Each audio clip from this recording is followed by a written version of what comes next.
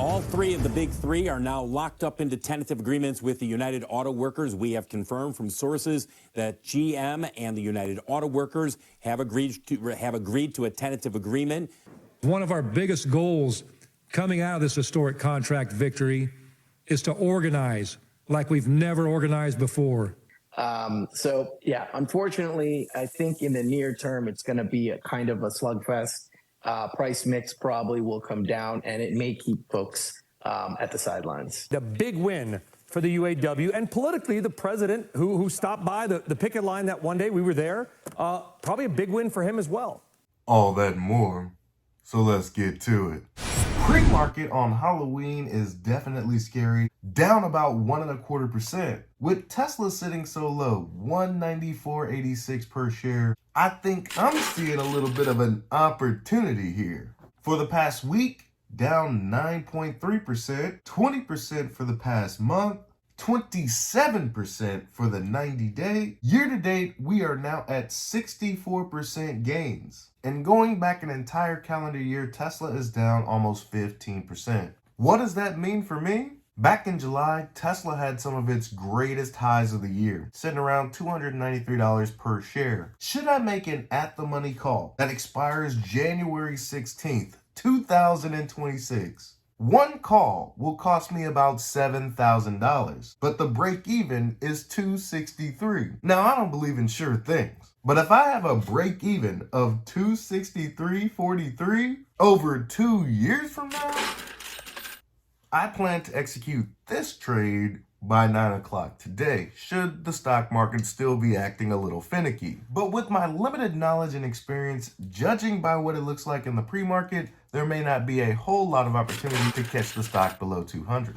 I could be totally wrong, but I gotta stick with my conviction. At 9 o'clock, Tesla's below 200, I pulled the trigger on that 2026 call.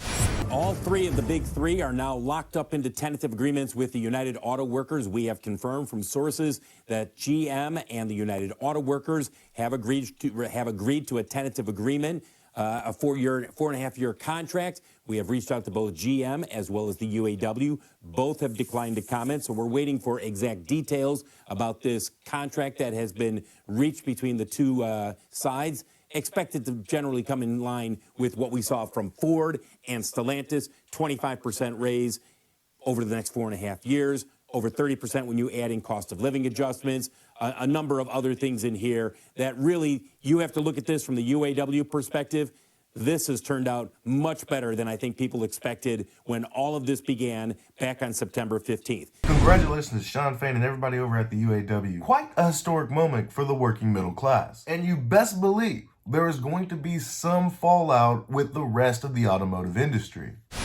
They didn't get every single thing they were looking for, guys, but they got a lot. And this is a very rich contract that the UAW has now locked in with Ford, Stellantis over the weekend, and just a few minutes ago with General Motors. Yeah, Phil, of course, investors now are going to be trying to figure out what it all looks like in terms of cost, what it's going to mean for margin. Well, is there anything you can David, fill us in there? Yeah.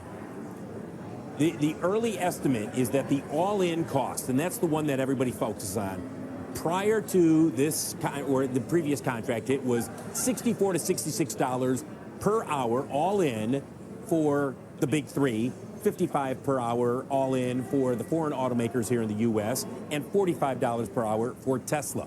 The early estimate on the Ford contract that we've seen is that it comes in somewhere about $88, $89 per hour. We haven't seen a final calculation. But if that's correct, let's say it's $87 to $89 an hour, basically a jump of $22 an hour all in per employee. Look at that gap between them, the big three, and the foreign automakers. They're at 88, 89. Foreign automakers are at 55. Now, those wages are going to go up as well. Are they going to go up as much as they did at the UAW?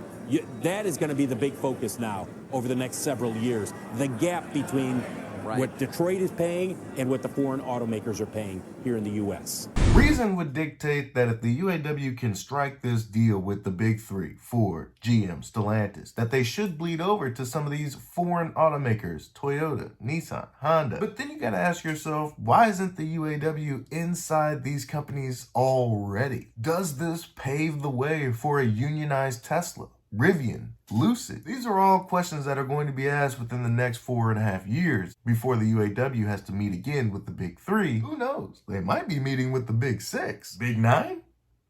We'll see. We continue to hear that EVs are starting to really slow, that demand is really slowing. We've talked so often about what this is going to mean for GM and Ford and their plans in terms of being profitable in EV. Meanwhile, they seem to be pushing things out. Kind of just give us a sense as to the landscape as we sit here right now with this tentative deal. The landscape?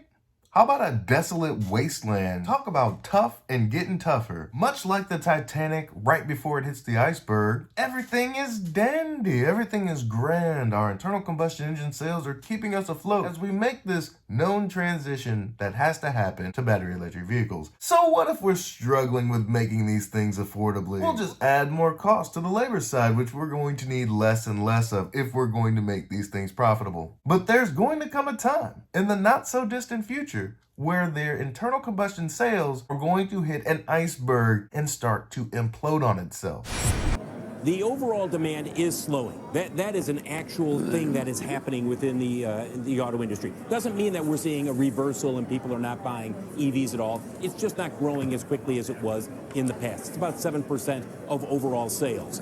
And for the big three, they have to sit here and say, do we commit as much as we expected through 25, 26, or are we a little more judicious and realize that the market will be slower to develop, and maybe we push some of these plants that we were planning to bring online in 25 and 26 out to 27 and 28. I think most would argue that's a smart move. Most people aren't running automotive companies. If you start thinking like them, you'll soon find yourself out of the C-suite. If I was an investor in Ford and GM, I'd be absolutely livid. But I suppose that's why I'm not an investor in Ford or GM. But I refuse to give up on American legacy auto. Trying to predict the EV adoption rate and exponential growth curve is foolhardy. You're late to the game. You can't expect your vehicles to sell like Tesla, to sell like Rivian even. Shout out to the R1T smacking the behind of the Ford Lightning. But a few losses here and there does not a company make. You've been around for over 100+ years. It's time to put on those big boy pants and understand that you're not going to be the best at what you do any longer. The question is, in 10 years' time, will you be doing it at all? And if that's the goal, you need to be making battery electric vehicles in large quantities for as long as you possibly can. Because right now what you're producing is shit. The only way to improve the production quality is to keep producing them. I can't stress this enough. It is not smart to scale back your EV progress when you're already behind. Now, at the end of the day, David, what has to happen if they are going to be competitive in EVs, they got to get their act together. Because they certainly haven't been right off the ball. You know, yes, they're doing better and they're increasing their sales, but this is still Tesla's game. And they're nowhere close. And that has to change over the next several years. And they know that. You listened to the Ford call the other day. Jim, I know you listened to it. Yep. It's pretty clear. They know what they have to do when it comes to EVs. And Ford's got other issues in terms of warranty costs. But with regard to electric vehicles, it's showtime. You've got to come to the plate over the next couple of years. Otherwise, you can pretty much say, okay, 4.5 years from now, we're going to be talking about this again during the next UAW contract. As for labor pressure in the industry, Phil, going forward from here, let's listen quickly to what Shawn Fain said about the next labor negotiation cycle. Take a listen. One of our biggest goals coming out of this historic contract victory is to organize like we've never organized before. When we return to the bargaining table in 2028, it won't just be with the big three, but with the big five or big six. That's what a lot of the street commentary is focusing on today, Phil. Look, they have momentum, and I'm not trying to play down the success that Shawn Fain and his team have had over the last month and a half. There's no doubt they have momentum, and there's no doubt that if you are working at a Toyota plant in Kentucky that you're not looking around going, that's pretty good. They got there. Having said that, They have a long track record of being unable to unionize at Toyota, at Honda, at Nissan. They just haven't done it. And they've been talking about it for 30, 40 years. So at what point does that change? Is this the contract that changes that? Maybe, but that's what you have to keep in mind. 2028 is a long ways away, and there's going to be a lot to do in between that, not only for the UAW, but for the auto workers as well. I'm going to tell you right now, there will be some panic because by 2028, there will become some obvious signs of internal combustion engine sales imploding on itself, which won't be good for UAW labor negotiations. On the impact that these deals may have and the road ahead for the automakers is Tom Narayan, global auto analyst with RBC Capital Markets. Tom, welcome. Good to have you with us. I guess what investors wonder is whether these settlements are currently baked into the stock prices we're seeing and how they will affect the stock price going forward. Yeah, I think we've done some math on this to show that the net impact of a 25% increase in labor costs, remember it's over 4.5 years, is actually only about 100 to 150 basis point negative impact to profit margins, which is no small matter, but basically your 7% margin, let's say, goes to 6. So I think they'll be able to digest it.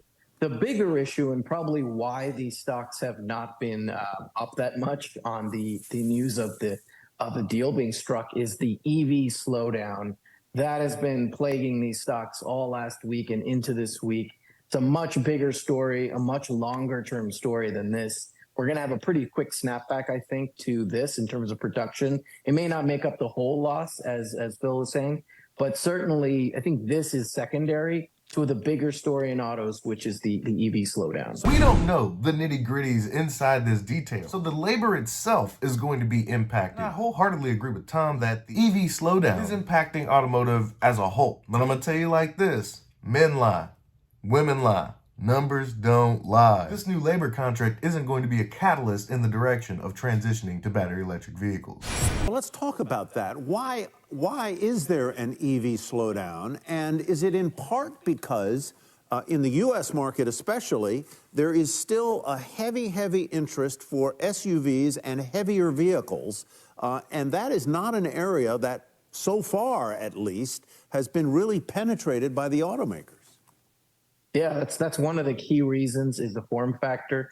A lot of field folks don't know this, but the biggest driver of battery range is not actually the size of the battery, it's the aerodynamics of the car. It's the reason why Tesla didn't really make an SUV or didn't go aggressively in it. They're not very aerodynamic. So that is one factor. The bigger reason, though, I think, is the early adopters, the people who bought the $60,000, $70,000 Teslas.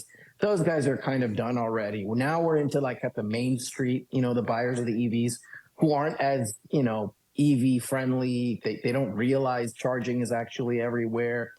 They think they need 300 miles of range. So it's a lot of education for those buyers to get comfortable with it. Lastly, I would say pricing. I think overall auto pricing needs to come down. You heard what Elon said on his call. There's an affordability issue, high interest rates.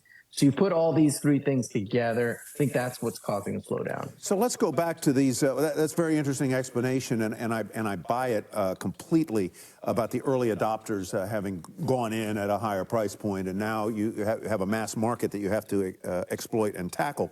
Let's go back to the big three. What's your view of those three stocks? Yeah, I think it's going to be a little bit challenging in the near term. I don't know how long the near term is. Ford under $10. That's gotta be room for opportunity, right? Right?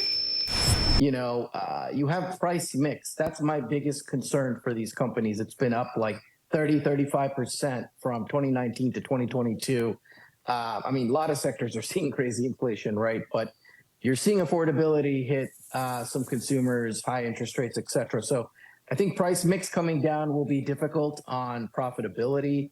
Now, a lot of this is already priced into the stocks, but it's difficult in a cyclical industry to tell folks to buy auto stocks when numbers are coming down.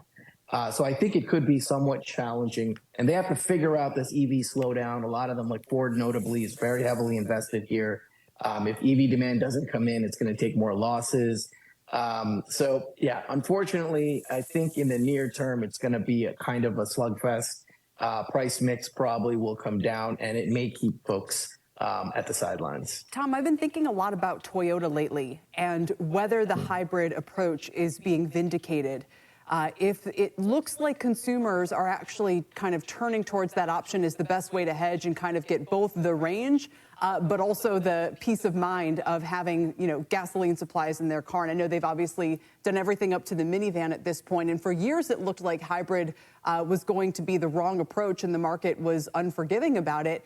I wonder if the tide is turning now. And if it is, who else does that favor? And what does that mean for the investments that Ford and GM have made? Yeah, this is definitely the hot topic all day, is now there's an emergence of hybrid. I think it could be near term, certainly. And take a look at Toyota's profitability. It's done really well by not capitulating and doing EVs. And maybe it's a smarter approach, right? Wait for everybody else to slug it out and get the cost down and then do EVs later. That might be. And take a look at Stellantis. That's another example of a company that has somewhat underinvested on EVs. And in the US, it's Jeep and Ram. They don't really have to electrify those. So a hybrid approach has definitely worked well for Toyota. Maybe being underinvested on EVs is smart. You see Stellantis benefiting. Take a look at Stellantis stock chart versus Ford and GM over the past few months, and you'll see a very big contrast there. So you may be onto something, but ultimately, I think these are all near-term dynamics. Some people are playing this thesis. Let's wait it out, see the costs come down, then we'll go all in. Costs don't come down on their own. It's not a magical, ooh, costs are down now, let's do it. If you don't put in the work, you're not gonna experience those gains, bro. Toyota, Stellantis, these motherfuckers skipping leg day. You can't expect to go around squatting 600 pounds if you're skipping leg day. Come on, man. There will be some short-term profit for the hybrid vehicle, but much like all of internal combustion engines, by 2028, you're going to see an implosion of that powertrain. So I don't really know the answer to that, but we do know, let's not forget, electrification is happening. It's just, I think we've hit a little bit of a slow patch. Maybe hybrids could be a near-term solution.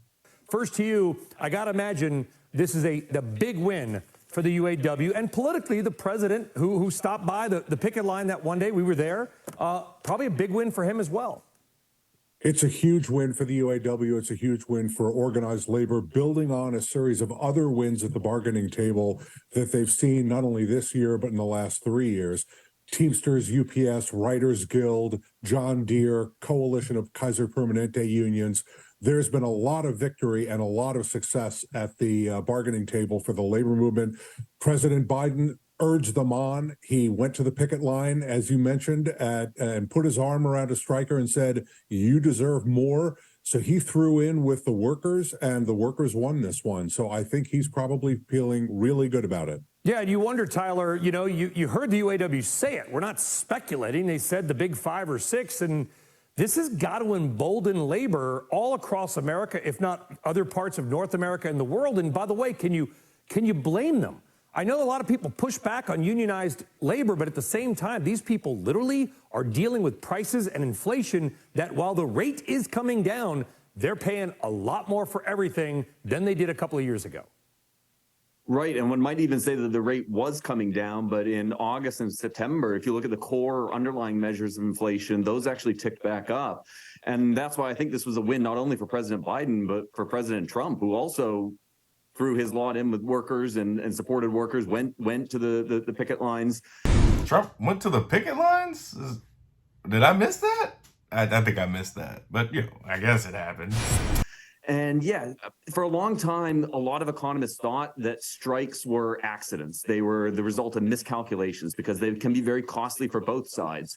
But I'm reminded of a 1984 book, What Do Unions Do?, that was written by a dear mentor of mine, the late Harvard labor economist Jim Medoff, who said that actually strike action is more common when inflation is relatively high, and strike action is more common when unemployment is relatively low. And so here we have multi-decade highs in inflation. We have a labor market that probably has not been this tight since the late 1960s, and I think that is why we are seeing a lot of collective bargaining. Sorry to interrupt, that shouldn't surprise anybody, right? You got to strike literally, and pun intended, I guess, when the iron is hot, when your demand for your services is high, when costs are out of control for housing and medical care and everything else, that's when I would imagine you're going to do it. And even if inflation does come down in the next year, I would imagine other unions and other people at stores, Starbucks, wherever it may be, are thinking now is the time, Tyler. Yes, because if you look at whether you're looking at quit rates, job opening rates, the unemployment rate, any measure of labor market slack, and this is showing a very tight labor market, and that is the time at which to negotiate if you are labor.